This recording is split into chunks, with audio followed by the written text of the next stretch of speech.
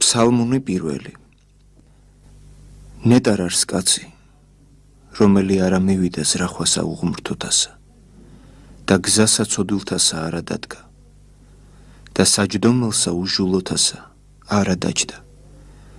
არამედ ჟულსა უფლისას არს ნება იმისი და ჟულსა მისა ზრახავნიგი დღე და ღამე და იყოს იგი ვითარცა ხე დანერგული თანაწარსადინელსა წყალთასა, რომელმან გამოსის ნაყოფი მისი ჟამსათვისსა და ფურცელნი მისნი არა დასცვივენ და ყოველივე რაიცაყოს წარემართოს მას.